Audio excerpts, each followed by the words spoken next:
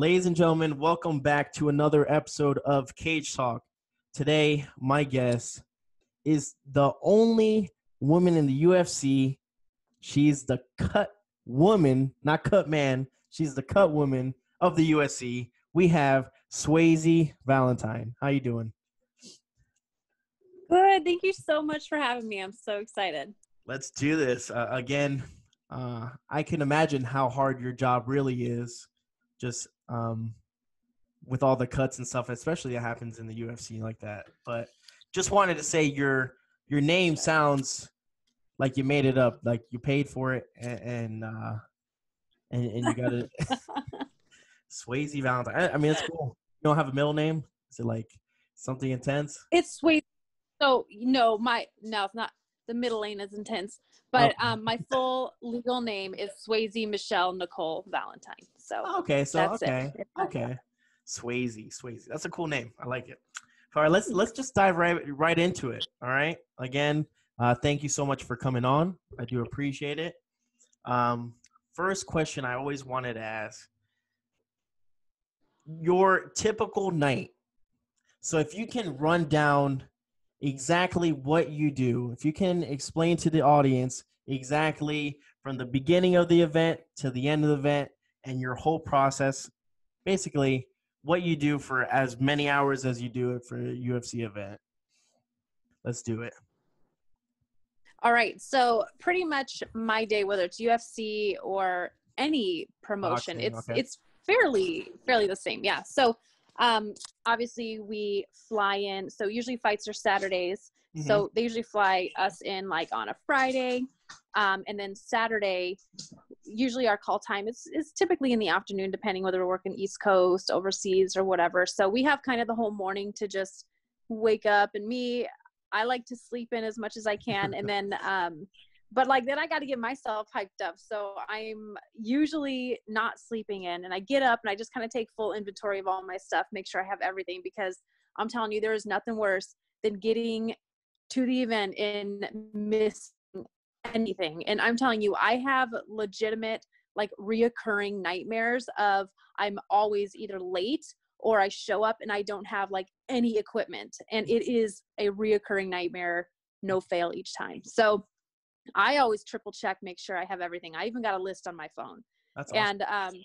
And also a lot of people might think like that I pack, a week in advance. No, I pack like the day before I leave. So, wow. So then I'm just, yeah, dude, like I am a last minute packer. That's just how it is. So I really make sure I have everything when I get to the hotel.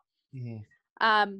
And then we get our call time and we all either just like meet in the lobby, and then we take the fighter bus that's taking kind of like the first round of people to the event. And then we just kind of hang out. We get like our fight sheet, and it'll show, whether we have people that requested us or fighters who have no preference on who wraps their hands. Because that's where we start. They got to get their hands wrapped first. So we'll just kind of divvy that up, and then kind of decide who's going to be cage side the majority of the time, or, who's going to, because we take turns cage side as well. Mm-hmm. And so we just kind of do that. And then we, take care of that throughout the whole event. And then once, the final fight is over, we freaking book it back to the bus and we bounce. Because if you're not like one of the first ones on that bus, I mean, especially if you have a late event, I mean, sometimes it's not over till like 1:00 in the morning. And, we do let the fighters, obviously they have first priority. Of course, they're tired, they're beat literally, and they want to get back to the hotel. So sometimes even if we're closest to the hotel, we'll just get together and we'll just walk.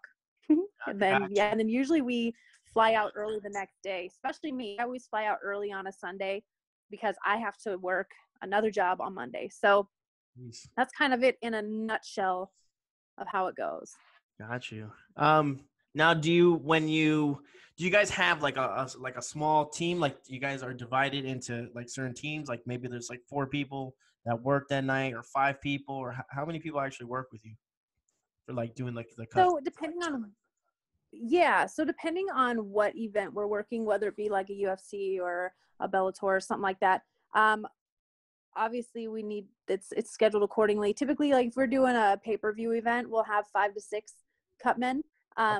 And if it's not pay-per-view, it can be about 4 to 5. So We keep it pretty well staffed, because it's crazy backstage. And a lot of the times it might say that, a fighter has someone, like the coach is going to wrap their hands, for example, and then you get there because you still have to make sure that they're wrapped. Yeah. That's what I love so much about the UFC. It runs like a well-oiled machine. Like if you need to be wrapped up by 2:55, you are not going to, you better be done at 2:55. Like it's so nice because it's just so scheduled out. But sometimes you'll show up in a fighter's room to like put final tape on someone and you'll see the fighter still sitting there and he's not wrapped. And they'll be like, oh no, House was going to wrap me or Swayze or whatever. And they were like, well, on the sheet, it says you're going to do it yourself. So now it's like, you got to go hustle. You got to go back to the cut room. You got to get your stuff, go back to the room, freaking wrap them up as fast as you can because, you're going in there like at final tape time, like you're supposed to be taped up and you realize their hands are still, a blank slate. And it's like, oh my gosh. So they just schedule accordingly because, anything can happen. It's a live show. It's freaking awesome. I see that. I see you seem very pumped talking about it, which is good. I mean, that means you love your job, right? I mean, I do. Not like you're miserable and stuff like, oh no, then I have to rap and this and that. But now talking about, you said that you get a sheet, right? And you said the sheet has, some preferences, some, they want certain cutmen and this and that. So basically the ones that are kind of left off, you guys rock, paper, scissors, like, yo, you get homeboy, I'm going to get this guy and just go off like that. Okay. We can rock, paper, scissors it. But no, I mean, typically it's business. When you get in there, it's like, okay, we just need to get this figured out. We need to see who's doing who, and we got to just jump on it. Because like I said, anything can happen. It's a live show, and you just need to be prepared for everything. Usually if one cut man is kind of overwhelmed with either requests or just their name is just on there a whole lot, they'll kind of, hand down some of the responsibility to someone else who might not have as many hands to wrap that night. So we just try to make it, we work together as a team. We just try to make it as smooth as possible for everyone because we got a job to do and it's crazy back there. Definitely. Now, when you're doing the hand wraps, was that a certain course that you took, or is the UFC, or maybe some fighters have a different preference on how to for the hand wraps or anything like that? So there wasn't any course to take whatsoever when I was coming up. I came up in 2006 where I started hand wrapping, doing my thing. And it's strictly, you just have to have the balls to go in somewhere and ask if you can wrap someone's hands. Like that's how it is. Mm-hmm. There's just not really any courses you can take. And, it's kind of, this is the fight business. Like you fight for every spot, whether you're in the cage or out of the cage. So I had to fight for my spot and You still fight for your spot the day, and it's like, nobody's going to give you any information because you're coming into a very small world as a cutman. Not a lot of people even know what a cutman is still to this day or anything like that. So it's a very small community and everyone had to work their butts off to get there, that nobody's willing to hand out that information for free. Gotcha. So I didn't have much help whatsoever. I legit knew this is what I want to do. I'm going to go into my local gym. I don't care how far I got to drive. Like I would drive to this, my religion, Idaho at the time, it's 8 hours one way. I would go on the weekends and just sit at Randy Couture's gym and just wrap people's hands that'll let me, and then when I'd get home, I would just go into my local gym and gosh, those poor guys, their hands are probably purple. I mean, cause I was learning, I don't know what I'm doing. So I'm like, I need your feedback. When you're in there and you do kind of make a name for yourself, to where people can trust you and know that you know what you're doing. There are fighters that do have preferences of how their hands are wrapped and bottom line, they're my clients. So I'll do, whatever they like. A lot of fighters don't want their thumbs wrapped, cause they just don't, it just feels like it's just constricted or whatever. And, so they all have their certain preferences too. And as what's so great about the fight world is you come up with them as well. Like when I'm an amateur, some of the amateur fighters I was wrapping are now pros and now we're in it together. And it's like, their preferences, what they like it is a family, It's crazy. Yeah, I understand that completely because I think that's anywhere you work, and it's crazy. You wouldn't think that in UFC or Bellator or something, which so I mean, again, it's cage fighting, but again, everyone works kind of together and they all have their own teams and stuff like that. And you see these people every event, every time, smaller outside the ring or inside the ring, you still see them. And I had Burt Watson on and he explained his. Love Bert. Yeah, Bert's awesome. But again, he explained what he did Dude. so long for the UFC and stuff like that. And a lot of people didn't know what he did, Like I knew of him, but I just didn't know to what his job description and everything. And he went to detail of everything that he did, what he would do, so it's really interesting just to find, to listen to other people talk. Because again, UFC is the platform, but then you have all the other pieces that make the show great. Not only the fighters, not only the announcers. You got Bert. You got you got the Cutman. Like you got a bunch of people that make the show full circle. So that's really really cool to. Right. So Yeah. any interesting stories on when you were wrapping someone's hands? Has anyone? Because again, how long till they're about to fight and then you're wrapping their hands and stuff like that? I figure there has to be some sort of conversation. Or is there any fighters that you prefer because they prefer you? Not saying favoritism, but like someone that's like, hey, I want Valentine. I want Valentine to wrap my hands. Yeah, special requests are always sweet and special. I mean, that always just makes you feel like you made it. And that's our passion. That's what we love to do. And you want people to love that and appreciate it and want you to do it for them. So that's always a very special moment. Conversation wise, sometimes the majority of the time you're sitting in front of a fighter, like they're in the zone. They usually don't say much. We're usually just doing like hand moves that open, close, over, and they just got their beats on and they're just rocking out. Or then, and also there's so many people in a locker room. You got the fighters, you got their camps, and everyone's playing different music, and it's just a badass atmosphere. And so sometimes it's just pretty noisy. You can't even really make conversation. And and then sometimes, yeah, you just talk about your day, and and especially if it's a fighter, you just dig deeper and see how they've been doing, because you haven't seen them for a while. And I mean, so conversations are all over the board, and it's just fun, man. Definitely. Again, just your reaction and you just talking about it is nice, because you can tell that you love your job and stuff like that. So that's awesome. Yeah. Now, obviously, throughout your career, can you name me some of the nastiest cuts or experience in the cage that, again, once that the bell rings, they sit down. That's when you step in. What's the first thing you do? Are you? I know obviously you're watching the fight, because again, you're watching to see if there's any cuts. But is there like a kind of like a step that you go to? You start from like maybe the top of the head and you kind of look down, or anything like that, for cuts and stuff like that. How's that work? Yeah. So when we're sitting cage side, like you said, we're keeping an eye on our fighter the entire time. Okay. Because, and also we sit so far back. I mean, yeah, we're cage side, but we're not like up there with the judges where they're literally on the catwalk. We're a good 20 feet from the cage. And, we do have the big screens too to help us out if we, if a fighter, like usually when they go to the ground and they start, like grappling or whatever, or wrestling, you can't see them. So then we'll go up to the screen and we'll watch. But so a lot of the times we just look for blood, because again, sometimes we're so far back, or maybe just our view of them is just not going to be great. And so at the 10-second bell, we get up and we go to the stairs.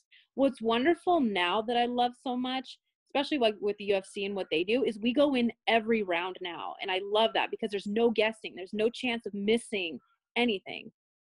So we get to go in every round. So it really takes the pressure off of missing anything. So like I said, at the 10-second clapper, we're at the stairs. We're ready to go in. We go in. If I notice my fighter obviously is bloody, sometimes you don't know if it's their blood, if it's the other fighter's blood. So we do start at the face. That's our main focus. If there's anything really below the face, we don't touch it. Okay. I mean, we might wipe them down if, they got a bloody shin, if we have time. But our face, or our face, our goal is their face, because they have to be able to see. Yeah. So that is our main focus. And we will, we just dab. You want to dab the face. You don't want to wipe it, because if they got a cut and you pull, I mean, you're just going to make it worse and make your job worse. And so we just dab their face, clean it up, find the damage, and then just treat it as, in the 13 seconds we have left, and then we bounce. We're right out. Gotcha. Are you able to say if the fighter is cut very bad, or do you recommend to the doctor? Because I know they have a doctor out there. Or are you able to be like, hey, this doesn't look good? Like, is that your I wouldn't say like your field, but are you able to give your opinion on that? Like, hey, that cuts like, above the eye. I mean, I would check that out if your fighters has that. So we sit next to the doctor's cage side in the majority Okay. of any event that we work. And so we are in really good communication. The doctors trust us to go up and, pre-treat. And of course the doctors are sitting there and they're looking for something completely different than what we look for. Our job as a cutman or cut woman is to get that fighter to the next round. Of course, fighter safety is first priority. So that's why we got doctors, because doctors know what they're looking for. They see beyond what us as fans or cutmen or cutwomen see. They're looking at, they might see it. So a lot of fans would be like, man, why did the doctor call the fight? They shouldn't have called the fight. And it's like, well, they got the degree. You don't know what he sees. Yeah. You guys just see a cut. He sees the foundation underneath and what that could affect, because it's close to something. What if it's close to a nerve that could paralyze their face, or, somewhere in their eye, you know what I mean? So they get paid the big bucks for a reason. We don't question them. But usually when we sit down after coming out of the cage, the doctor will be like, how did it look? This sort of thing. So they do ask our opinion, because I mean, we all have a certain role and we respect each other's place. And again, the doctor's got the last word regardless. Gotcha. Now, is it almost like a rotation of doctors, or you see, like you said, like, is there like a doctor that you've seen before you worked with in other events, or is it kind of like a rotation where it's a new doctor every single time? There's never a repeat doctor. So it varies more on where we have our events. Okay. Like UFC, we see mainly the same doctors. Okay. Kind of wherever we go. But there's sometimes that, like, we'll go Florida or something, there'll be maybe the veteran doctor there and then with some other doctors. You do see new faces. But yeah, different states, use different people. But that's, again, it's the fight family, and you will always see the same people, whether you're in Vegas or you're in New York. Like, you're still going to see someone at some point, but they do bring in some new faces depending where you're at. Gotcha. That's always something I always wanted to ask. Again, a lot of people don't know the cut men or what they do and behind the scenes. And like you said, a lot of people are uneducated. I feel like that's the proper word to use. Uneducated on things, on again, doctor stoppages, or like, why did he stop it? Like, you don't know. Same thing with the ref. The ref is the closest person to to the fighters. Like, they ultimately have the final decision. And then for people to be like complaining, like, oh, I don't think he was out. Why did he stop that? Or why the stoppage was too early? Like, that makes no sense. Again, even though like you can maybe plain see that is obviously maybe a late stoppage or an early stoppage, you're not that ref. You're not in his shoes. He's the closest person to the fighters. And I try not to argue with my friends, because my friends will kind of get under my skin and stuff like that, because they're like, oh, that was fake, oh, that was dumb. Like, no, it's not. Like, they're professionals. I think they're not going to pay them just because, so. Right. Yeah. I mean, and again, just like the doctors, they see more than we see. They're looking deeper than, just the superficial. And same with the referees. Like, they're trained to search for, to look for, certain signs. And exactly, the uneducated is accurate. I mean, I don't even know their job. I mean, there's no way I would even want to be in the ref's shoes. I mean, the pressure they have on themselves is just crazy. But it's the same thing. Like, everyone has a different job, and there's things that we're looking for, and we see it and other people might not, and they're just not going to understand. And it's just how it is. Yep, it is. It's just, unfortunately, that's the way the world works. People are not going to be satisfied regardless. Yeah. So it is what it is. Right. Yeah. You can't please everybody. Just Oh, just keep trust that me. fighter safe. That's all we Hell got to no. do. Yeah, hell no. People are just stubborn. Now, through your experience, give me one good story of a fighter. Just maybe not a crazy story, but something where you remember back in your career and be like, yeah, that night was crazy because something happened when you went to check the cut or something crazy. You got any crazy stories? You got a bunch, huh? Yeah. So one that will always stick with me, just because it was the first like big blow I saw. Okay. I was in Mexico City, and I was working, Jessica I and Leslie Smith's corner. Well, I was working Leslie Smith's corner, but I was working that fight. And I'm sure you might have seen video or heard of it, but her ear just explodes. And I'm like, oh my gosh. And I remember I'm in there, and the doctor's trying to tell us, stop moving, like, we have to stop the fight. And she gets up, she's like, no. And he's like, your ear's gonna fall off. She goes, I don't care. And the doctor, so even though I stopped the bleeding, I Vaseline to the ear back together. Like, I mean, it's still, the doctor called it. It was out of my hands. It was out of her hands, but she didn't give two whats if her ear fell off. She was like, I don't care if my ear falls off. And so that'd probably be like the craziest one. And then like in the cage, and then outside the cage, I mean, stuff happens everywhere. You got the crowd starting fights. There was this one coach that was really not happy with the fighter decision. His fighter lost, and he picked up a stool, and I'm sitting right there, and he picks up the stool and he smashes it, and just pieces go flying. I get hit in the face with one of the stool wood pieces, and it was just insane. And then like we're walking to the back from the cage to go back and like wrap hands or final tape or whatever, and you just see this big commotion, and we're like, what's going on? And we found out some dude just puked down the whole side of the electrical units and everything. And like, oh my gosh, that was just another crazy night. I mean, it gets crazy there. I mean, there's a reason we got security. Yeah, I can imagine. Again, a lot of people don't know what happens behind the scenes. I mean, I think I've watched, I think it was a Brock Lesnar fight. I think there was like 4 or 5 different crowd fights in that same pay-per-view. It's just nuts. Just people. Dude, there was this one time I was in, I think like Santa Ana, California. I was doing a show, and we're in the cage, and then all of a sudden this commotion, like I didn't even know what was going on. And so they lock us, because it was the end of the fight, like round 3 done. And the decision was made, and again, it was another not happy decision. And then all of a sudden, the cage door operator like locks everyone in, like the officials, everyone, and we're like, "What is happening?" We look up into the stands, and the girlfriend to the guy that won and the girlfriend to the guy that lost are just banging it out in the stands, like literally knees to the face. Wow. It was insane. And then they run to the cage, and they're trying to crawl over the top of the cage, and like, we can't leave. And it's just like, what are we gonna do? It was crazy. Yeah, that's, again, those are good stories though. Those are classic right there. I mean, you can't make it up. That's nuts. Yeah. Oh man. Quick question. Since you deal with a lot of fighters and stuff like that, and again, Burt Watson,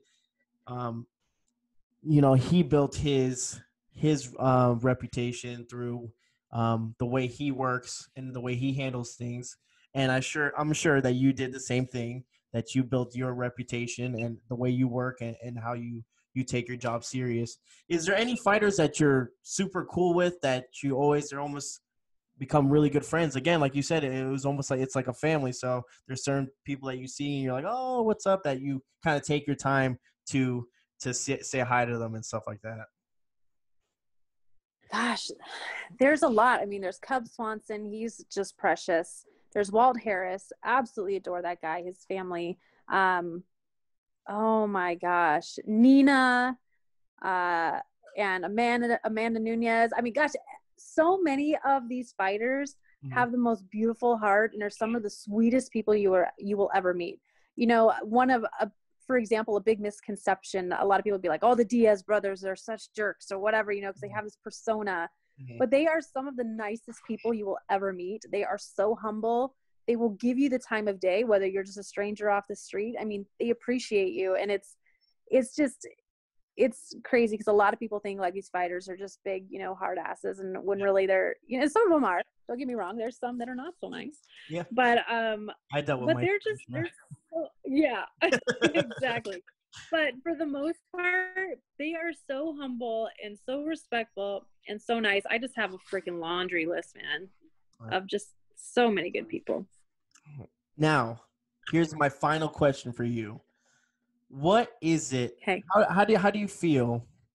Well, you know, that's sort of a question. Yeah.